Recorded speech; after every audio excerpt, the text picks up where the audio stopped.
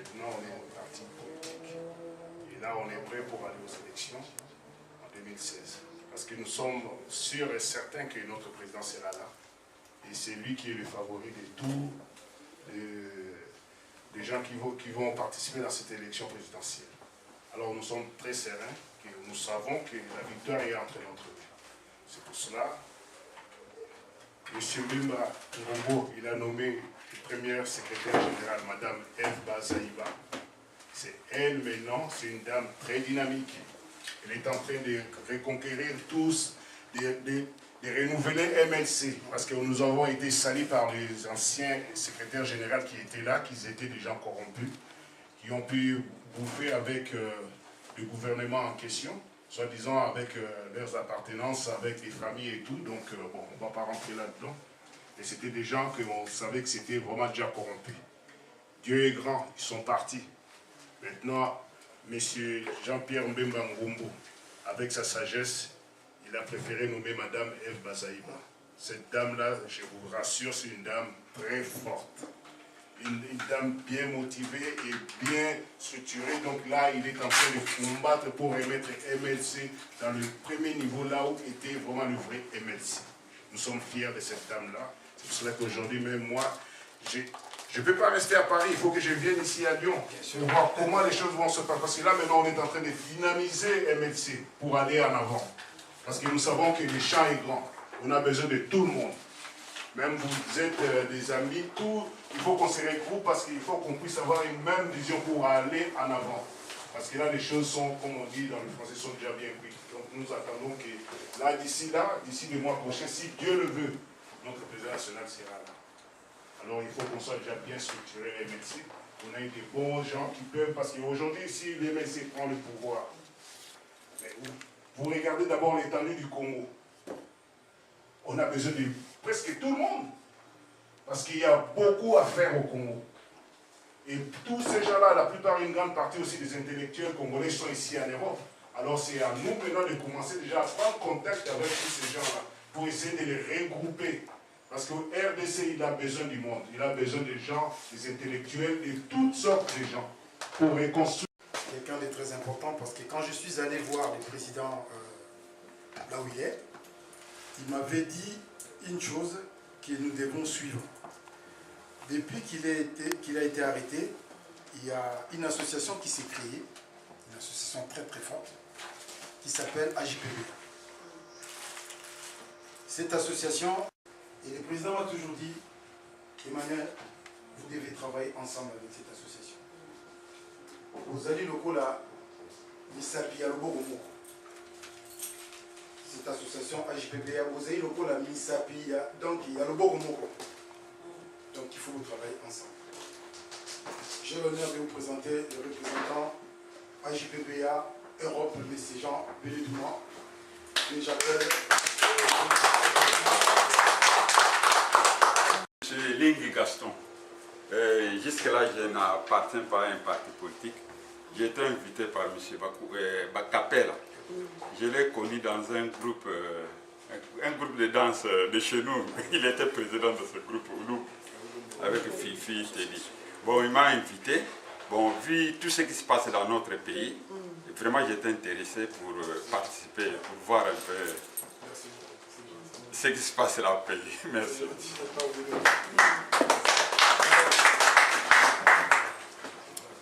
Jean Bélédouma, je suis le président de l'association des amis de Jean-Pierre Mbemba Europe et membre d'honneur du MLC.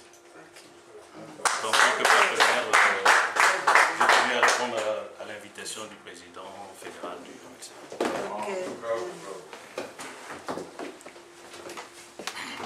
Albert Kodo, j'ai été invité par Capella Emmanuel, un ami de longue date, que j'ai connu à Lyon ici. Je suis un frère africain et en tant que tel, je tenais à être présent aujourd'hui et voir comment ça se passe chez les frères Zaïwa.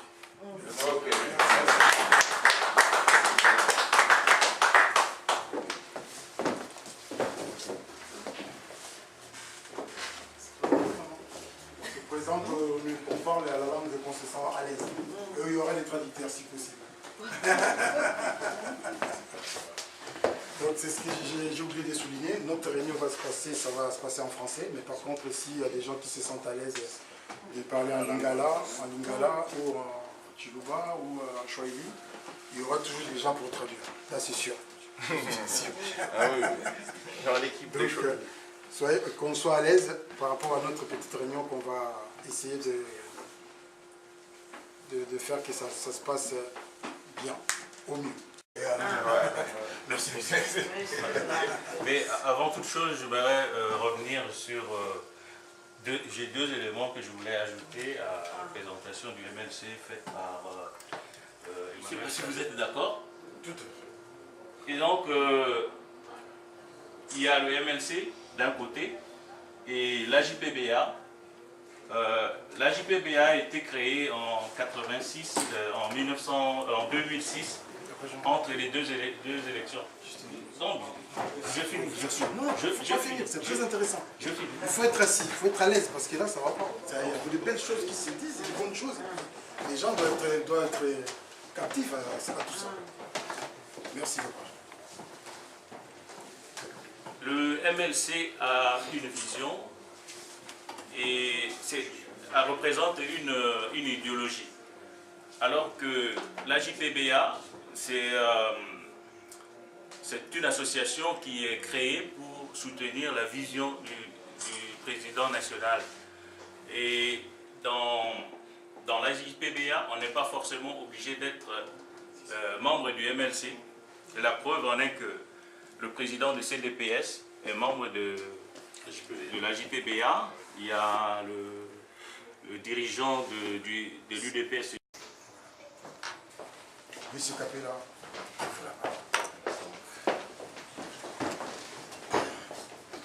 Donc je vais demander aux membres du bureau présents de se lever. Nous sommes un bureau de 5 personnes.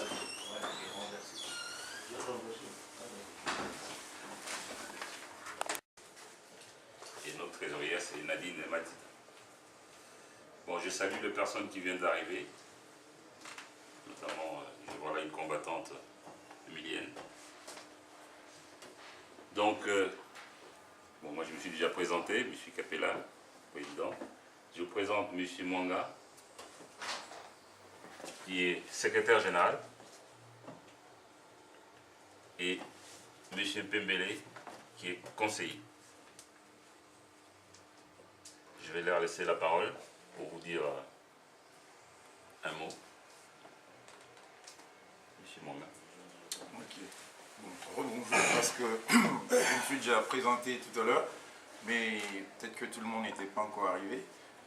Donc moi je suis le secrétaire général donc, de la section Rhône-Alpes du MLC. Bon, maintenant que le président Capella vient d'être investi, il a tous les pouvoirs maintenant pour vraiment que nous puissions travailler. Donc cet engagement, nous l'avons pris pour notre pays. Hein. Donc, en tant que patriotes, nous voulons que les choses aillent de l'avant. Donc, c'est pour ça que moi, je me suis personnellement engagé et j'ai accepté ce poste de secrétaire général pour épauler le président donc, de notre section Rhône-Alpes pour qu'on puisse faire le maximum qu'on puisse faire pour notre pays. Quoi. Voilà. Donc, mon rôle est de le seconder. Donc pour pallier à certaines choses qui pourraient arriver, notamment, bon, ici en Europe, bon, nous avons tous notre vie, nous sommes parents, nous avons un travail, nous avons ceci, cela. Au cas où le président serait peut-être empêché et tout ça, donc moi je serais obligé de prendre le relais. Donc c'est dans cette optique-là que, voilà. J'ai accepté ce poste parce que souvent dans notre communauté, quand on voit les Africains, surtout les Angolais, ils disent l'Angola mi akora sao. Mais nous les Congolais, quand on parle du Congo, ils disent Mbokawana. Mbokawana. Pour moi, je m'engage à conscientiser notre jeunesse congolaise, enfin, de dire le Congo c'est mon pays. Donc c'est ça le message que je voulais donner l'ensemble. Merci.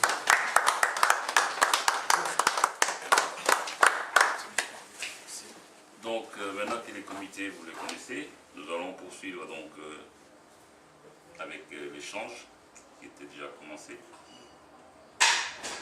C'est pas quelqu'un qui a quelque chose à dire, peut nous le dire, et notamment il y a M. Kabila qui vient du Congo. Il a certainement de l'actualité aussi, qu'il pourra partager avec nous. Voilà, je donne donc la parole au président et au vice-président, surtout pour cette partie-là. Donc nous sommes là aussi pour participer à cet échange. Donc nous sommes là, c'est un débat ouvert, hein. Donc on va parler entre les débats respectueux. C'est pas une conférence de débat comme on a l'habitude de faire. On a des invités, s'il faut échanger, il faut échanger. Donc nous sommes là pour répondre aux questions comme on peut, sinon on va vous dire, référez-vous à telle chose pour avoir la réponse. Donc nous sommes là. Mais c'est quand même. Je pense que dans des réunions comme celle-ci, c'est une réunion de cadres, donc de responsables. On a toujours dit que être cadre, ce n'est pas un privilège, c'est une charge. Ça, c'est le premier constat que vous devez considérer. Lorsqu'on interroge l'histoire, on constatera que la plupart des leaders politiques qui ont emprunté son chemin ont fini par être des grands présidents. Ça, c'est le premier constat. On ne peut pas refaire le monde. Le cas le plus récent, c'est bien celui de Mandela. Il a été mis par le feu pour faire de lui un kairos, c'est-à-dire un homme du moment. L'UNC a ses sons de cloche par rapport au dialogue. MLC a ses sons de cloche par rapport au dialogue. L'IDPS a ses sons de cloche par rapport au dialogue. Le CDPS a ses sons de cloche par rapport au dialogue. Le PPRD a ses sons de cloche par rapport au dialogue. Lorsque le conseiller de Kabila est passé par pour émettre le document, c'est le même document, mais qui a été reçu et interprété de 1000 manières par chaque parti politique. Donc, pour ne pas monopoliser la parole, voilà ce que je demande aux partis de l'opposition. Si Jean-Pierre Bemba sortit aujourd'hui, pourquoi j'ai dit aujourd'hui? Parce que la loi dispose que vous devez être au pays 1 an avant les élections, ou 6 mois, ou 1 an avant les élections. Lorsque vous parlez du 15 juin, tout ça, peut-être certaines personnes ne savent pas pourquoi en juin. C'est parce que si on veut le libérer, il faut qu'il soit là à partir de juin. Et vous constaterez que la plupart des candidats seront au pays en juin, candidats uniques.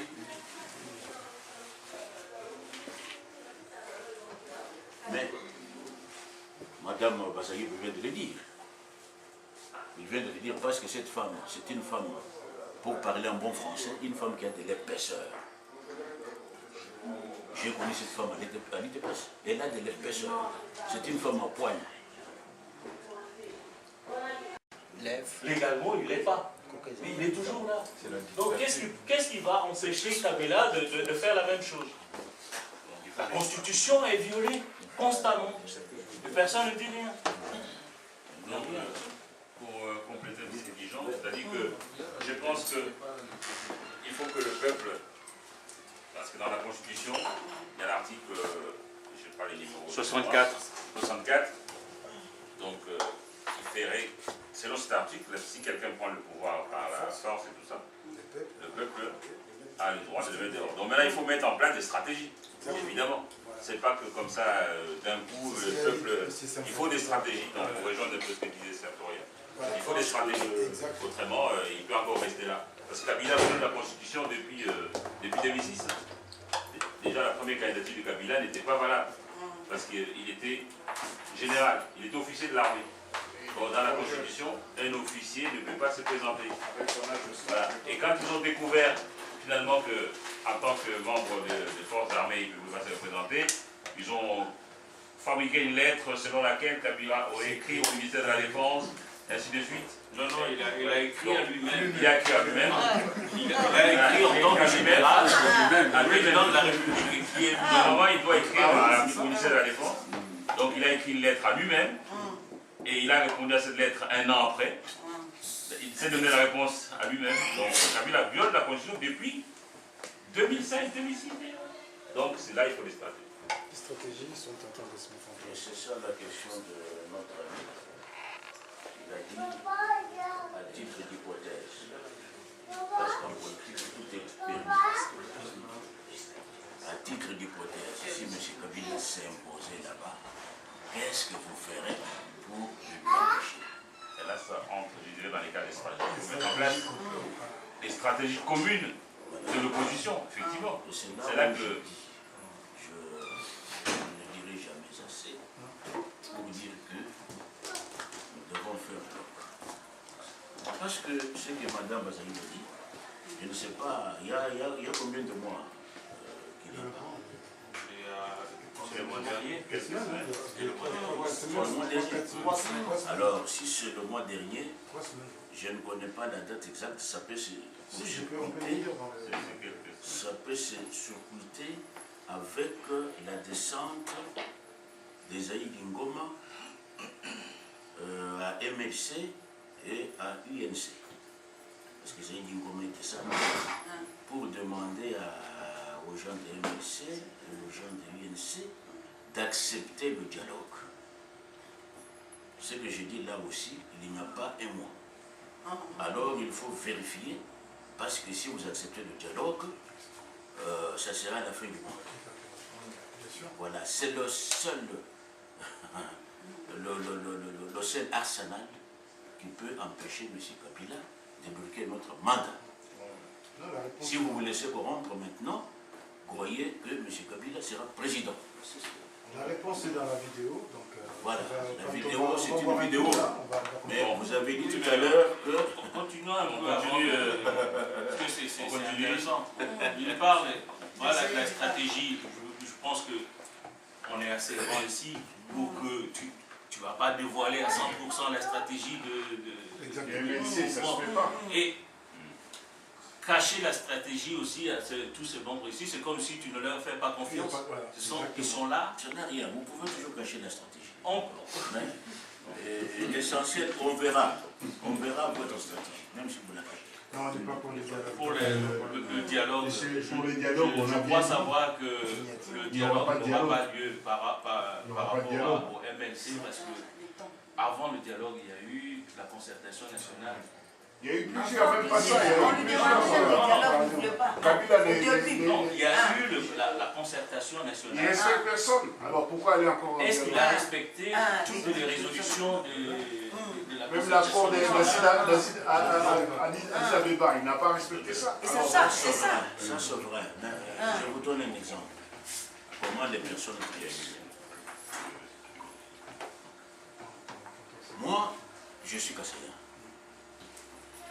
Je sais que de tous les gouverneurs que j'ai connus dans ma province, c'est le gouverneur Kangou de MLC qui a fait un grand boulot.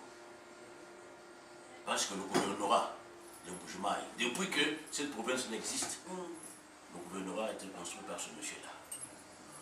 Le grand boulevard, c'est ce monsieur-là. Même quand je suis allé enseigner maintenant, c'est parce que maintenant on paye les professeurs bien. Et c'est le ministre de MLC. Vous voyez? Non, le ministre de MLC qui était ministre de l'enseignement supérieur, qui a créé, qui a fait passer une prime comme un salaire comme une prime. Mais maintenant c'est devenu un salaire. Parce qu'un professeur maintenant touche 2 000 $. Sans compter la prime. Je suis dedans, je vous dis que aujourd'hui il y a des professeurs qui touchent 5 000 $. Et c'est une stratégie de l'homme de MLC. Mais qu'est-ce que j'ai envie de dire? Par contre, dans le MLC, comme partout, il y a des traîtres aussi. Je donne un exemple. Joly, que je connais personnellement. C'est Joly qui a bidouillé toutes les listes des candidats qui étaient élus pour remplacer les gens de PPRD. Joly descendait partout. Il est venu dans ma province, il a pris la liste. Pas Joly là. Il était MLC.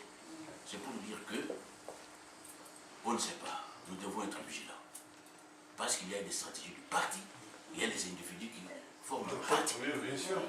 Ça, c'est... Merci. Vous avez la parole. Voilà. Le problème aujourd'hui, pourquoi on n'arrive pas à créer à faire une liste commune, c'est que ce qui peut nous motiver à le faire, c'est le patriotisme. Or, aujourd'hui, le peuple congolais n'est pas assez patriote. On ne privilégie pas l'intérêt général.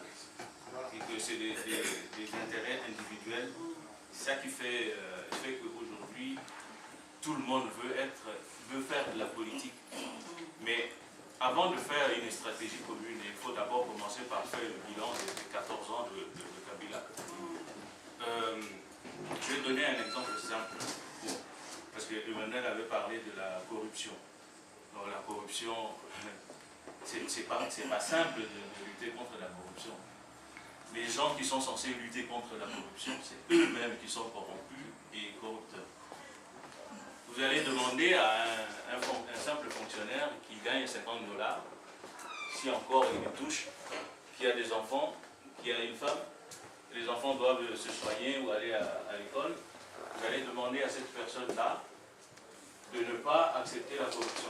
Pendant que vous, le ministre, vous gagnez, je ne sais pas combien, il gagne aujourd'hui, vous détournez l'argent l'argent qui est censé payer ces gens-là, vous les détournez et vous demandez à ces gens-là de serrer leur ceinture. Donc, je pense que pour lutter contre la corruption, il faut commencer par le sommet. Et il faut montrer l'exemple. On sait tous qu'aujourd'hui, Kabila a la majorité à l'Assemblée nationale et a la majorité au Sénat. Mais pour faire voter une loi, Kabila l'achète parce qu'il distribue de l'argent à sa propre majorité pour faire voter une loi. Il se sert de la Banque centrale pour avoir tout l'argent qu'il veut. Donc aujourd'hui, il faut qu'on réfléchisse au niveau de l'opposition. Quelle est la politique qu'on veut mener demain? Que tout le monde puisse y adhérer pour pouvoir faire un programme commun. Il faut que demain, c'est autre chose. Oui, mais non, mais le candidat passe. Raison pour laquelle... Oui, mais aujourd'hui, tout le monde veut être leader de l'opposition, mais avec un programme. Il faut d'abord commencer par élaborer un programme et faire adhérer tout le monde. Chacun défend son programme. Parce qu'aujourd'hui, chacun veut que l'opposition soit unie à condition qu'il soit le leader. Mais avec un programme. On fait circuler la parole. Pour vous exprimer, sentez-vous libre de vous exprimer. Sentez-vous libre de vous exprimer. Oui, Sinon, je vais passer la à parole. Gaston. Moi, c'est Gaston, invité de M. Capel. Mais je ne sais pas, on dirait qu'on a déjà la réponse de la question que je vais poser. Parce que vous acceptez les élections. En acceptant les élections, vous n'avez pas oublié que M. Mbemba a été élu. On a pris sa victoire. Et le même quand M. Tshisekedi aussi, c'était pareil. Il était élu. On a piqué aussi sa victoire. Et à mon avis, ça risque d'être pareil. Au lieu que ce soit M. Kabila qui est là maintenant, on peut avoir un Kabila 2 par exemple. Comme il peut prendre par exemple sa femme qui va se présenter, ou bien son frère, je ne sais pas bien, de la famille Kabila, qui va se représenter. Et au moment où il sera toujours là, avant que le nouveau président soit élu. Il aura l'armée, il a l'argent, il a l'extérieur, la puissance internationale, je puis dire. Pour le moment, c'est Kabila qui l'a. Je crois que vous avez fini la question. Non, c'est ça, je vais seulement conclure. La question, vous avez compris la question. Parce que nous, Pardon? La question, j'aimerais que la question soit posée. Vous avez peur qu'il puisse se représenter ou que ça se passe de la même façon? Oui, oui, à mon avis, avec les élections qui arrivent, pour moi, ça risque d'être comme les deux dernières passées là. Pas de problème. La troisième, ça risque d'être pareil, si vraiment il n'y a pas une vraie politique. Parce que, comme nous disons, l'opposition est dispersée. En plus, il y a Kabila qui travaille. Quand on voit par exemple M. Kamel, il travaille pour M. Kabila. Et tout ça, c'est pour détruire l'opposition, la vraie opposition congolaise. Si vous entendez les sons de cloche, les gens qui soutenaient Kabila, hier, quand il a triché, quand il a tout fait, ils n'avaient pas les discours qu'ils ont aujourd'hui. Donc, si on regarde comment les choses se présentent aujourd'hui, je crois qu'il prend des risques énormes pour essayer de refaire la même chose. Et les Congolais ne lui laisseront plus faire la même chose. Demandez à tonton, à M. Seforé qui vient de Kinshasa, il a des informations. Nous, quand on a commencé notre lutte ici en tant qu'association, quand on militait, parce qu'on trouvait des choses un peu absurdes, comme ça on ne comprenait pas pourquoi il y a des viols au Congo, il y a des meurtres et tout ça, aucun média n'en parlait. Nous, on a monté notre association, c'était comme ça, on a dit, mais qu'est-ce qui se passe? Est-ce que l'embargo, c'est même les médias, ils n'ont pas le droit de parler sur ce qui se passe au Congo. Donc, on s'est mobilisé, on a trouvé des stratégies, il y a eu des combattants, des jeunes qui se sont montés. Aujourd'hui, nous, on a passé la main, nous, on s'est engagés pour faire la politique, et nos jeunes sont toujours dans la rue, donc ils cherchent des fois à trouver ce qui leur idée. Impossible à mettre la main dessus parce que c'est des mouvements qui sont spontanés et puis c'est difficile à savoir. Donc, c'est des stratégies qui se montent par des Congolais. Donc, l'éveil, c'était le but, c'était quoi? C'était passer le message. Même les musiciens, je ne sais pas si vous êtes au courant que les musiciens ne viennent plus jouer ici. C'était comme ça, on trouvait incohérent. On est en train de violer chez nous, de tuer, tout ça. Tu regardes les messages qui passent dans leurs chansons. Simekoli, Amatranam, des bidons, on ne comprenait pas. Moi, j'ai un souvenir. J'étais avec M. Kapela, on devait faire une manif à Lyon. On est parti. C'était à l'époque où Kabila devait venir ici. Il était invité par la communauté des Saints Egidio, les prêtres. Il devait être couronné homme de la paix. À l'époque, Nicolas Sarkozy, ministre de l'Intérieur. On est parti, c'est comment on appelle ça, le renseignement général. On est parti dans l'air de cours. Il fallait aller présenter ce qu'ils voulaient faire. On a fait la demande et ils nous ont convoqués. On avait des affiches et tout. Quand on est arrivé, c'était rue Baraban. C'était un grand local comme ça, là. Il y avait des policiers de partout. Il y a un monsieur qui nous a appelés, voilà. On était assis comme ça, on demande, c'est quoi votre motivation? On parlait, à la fin, ils voulaient des documents. On lui donne des documents, voilà notre demande à la préfecture, voilà les prospectus que nous allons donner aux gens, tout ça. Ils regardaient, ils voyaient les gens qui ont coupé, tout ça. Ils ne voulaient même pas, ils mettaient dans l'enveloppe comme ça. Après, là, la phrase m'est restée dans la tête. Il nous a dit, il a regardé son collègue, il a dit enfin, les Congolais commencent à s'organiser. Il me dit, monsieur, on vous connaît pour des futilités. Des futilités. Là, vous commencez à vous organiser. Donc, nous sommes organisés. Je salue, si je répète beaucoup ces prénoms, c'est parce qu'à chaque fois quand on fait des choses saines, c'est M. Seforé Kabila, il est membre d'un parti d'opposition, mais à chaque fois quand il y a un truc pour le Congo, il est là. Dans des manifs, il ne regarde pas le nom, ce n'est pas IDPS qui l'organise, ou ce n'est pas MLC, il est là. Pour le Congo, il est là. Donc il a toujours été là. Aujourd'hui, le message est passé, ici en Europe. Qu'est-ce qu'on devait faire pour que le message passe jusqu'au pays? On se disait, comment on va faire? Si vous regardez sur les images que vous voyez les images à côté, il y a des vidéos. On a fait une conférence avec une chercheuse, une suédoise qui parlait lingala comme ça. Vous allez voir, c'était juste après les élections. C'était avant les élections. Donc, il fallait essayer de donner conscience aux Congolais comme quoi que notre cause, si nous on ne se met pas debout, personne ne se mettra debout à notre place. Aujourd'hui, le message est passé, les Congolais on tue là-bas, mais ils sortent quand même. Ils prennent des risques, ils en ont marre. Donc le message est passé. Nos musiciens, aujourd'hui, ils ont compris. Avant, ils nous prenaient pour des cons, mais ils vont s'essouffler là. Mais aujourd'hui, ils ont compris que non, les messages, c'est important. Ce n'est pas que pour nous, c'est pour leurs enfants aussi. C'est pour eux, c'est pour leurs enfants. Donc, le contexte 2011, je ne crois pas que ça soit pareil qu'aujourd'hui. Mais on est en train de peaufiner des stratégies. Comme il a dit, il nous faut des stratégies. Nous sommes en train de travailler dessus. Voilà. D'autres interventions? Peut-être notre camarade Emilienne, de Côte d'Ivoire. C'est la combattante, on est dans le même bateau. Sinon, c'est pas grave. Bon, moi je me présente, je suis Yann Salon. Je suis d'origine ivoirienne. Et donc ici, on a donc un mouvement politique qui est le Congrès panafricain pour l'égalité et la justice des peuples. Et dont le leader donc, est Charles Bégoudé, qui se trouve aussi à la CPI avec le président Gbagbo. Donc je connais donc, les deux Emmanuel depuis un moment, parce que pour moi le problème de la CPI c'est le problème des Africains, c'est pas que le Congo. Et moi je serais d'accord qu'il y ait une collaboration, qu'on puisse travailler tous ensemble, voir comment développer l'Afrique, comment essayer de travailler voilà, tous ensemble, pour trouver donc une solution.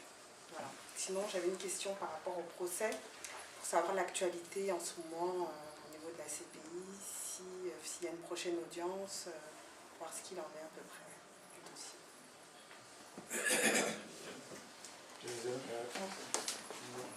Donc, on a demandé au procureur général de porter des charges contre Jean-Pierre Bemba.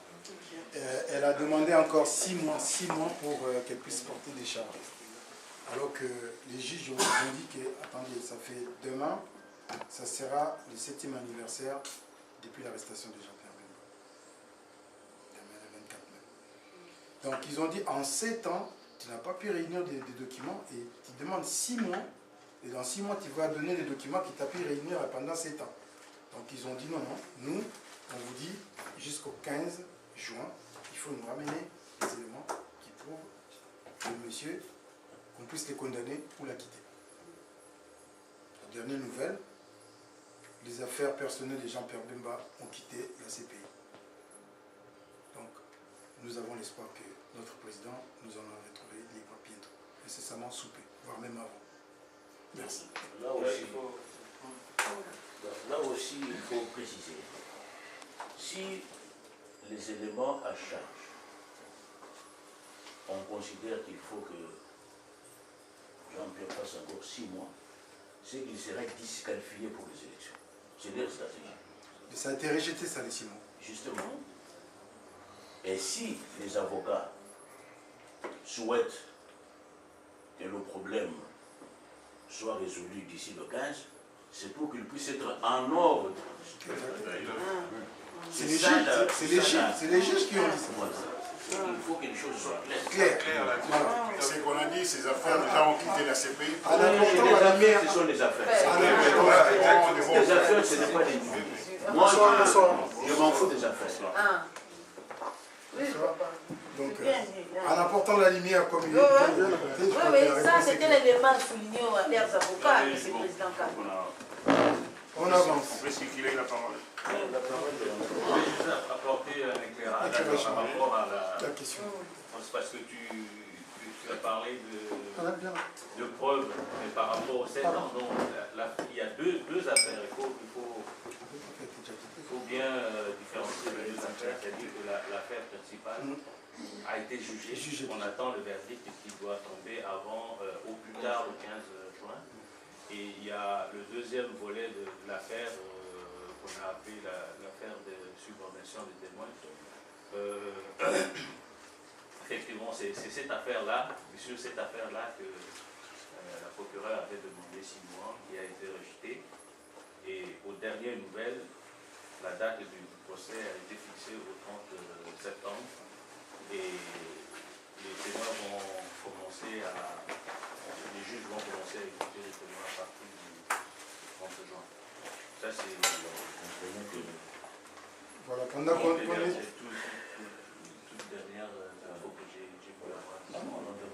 Pendant qu'on est en train de parler sur ces sujets, il y a le président AJPBA Europe qui nous a donné un projet, à nous, MLC, que je donne à Monsieur le Président, qui peut lire pour que l'Assemblée, si possible, ceux qui sont intéressés. C'est à toi de voir. Donc, on peut continuer et puis tu passeras le message. Je vais prendre connaissance et puis tu passeras le message. Voilà. Je vais lire et puis je verrai si. Donc on fait ce qui est la parole. Voilà. Si tu as des choses à dire, des questions, sinon on répare, on fait une pause. Et puis on va discuter, mais autrement, en passant la vidéo, plus on peut. Donc, on passe à cette étape-là. Voilà. Donc une étape où on va échanger, en même temps on va changer, on continue. On va essayer aussi de vous. On grignote quelque chose, on grignote tout en continuant notre discussion. Donc voilà. L'échange continue. L'échange continue d'installer MLC à Grenoble, à Marseille, à Bordeaux et à Saint-Étienne. Donc si vous connaissez les gens là-bas, venez nous contacter. Nous serons heureux de les rencontrer pour essayer de faire brandir le drapeau MLC un peu partout en France. Je vous remercie, je passe la parole à cette. Bon, j'espère que vous avez bien mangé. Vous avez bien bu un peu, c'est pas beaucoup, parce que nous sommes dans la tradition africaine, hein, là où il y a la panade, là où il y a à manger, à boire. Donc encore merci beaucoup pour votre présence. Maintenant, si j'ose dire, les amis, donc, vous êtes au courant de notre idéologie, de nos programmes. On compte sur vous, vous pouvez compter sur nous, pour que, parce qu'il y a aussi nos amis africains qui peuvent s'élever, Emilienne et Albert, et puis le Congo dans la ville. Donc je vous remercie en tout cas de votre présence, pour avoir rehaussé de votre présence cette cérémonie. Donc nous comptons sur vous pour continuer ces combats au niveau du Congo, de deux Congos, de toute l'Afrique, représentés ici par nos trois amis. Merci beaucoup et on vous souhaite donc bon retour chez vous. Et comme on dit dans le MLC, avec Dieu nous vaincrons. Avec Dieu, j'espère que chacun va rentrer chez soi. Et puis tout va bien se passer. Merci beaucoup. Merci beaucoup. Et merci enfin au bureau du MLC France pour avoir présidé cette investiture. Il y a notre frère qui doit rentrer sur Paris. Lui aussi, que Dieu l'accompagne et que tout se passe. Merci. Ok, donc si vous avez vous connaissez ici maintenant, parce que les gens ils arrivent souvent, ils restent en bas, ils savent pas qu'en haut il y a une salle. Vous pouvez venir si vous avez des trucs comme aujourd'hui, une petite réunion, donc vous pouvez venir au salon, vous renseigner pour prendre des conditions, essayer d'occuper cette salle. Voilà, le mot de la fin. Je vous remercie. Merci.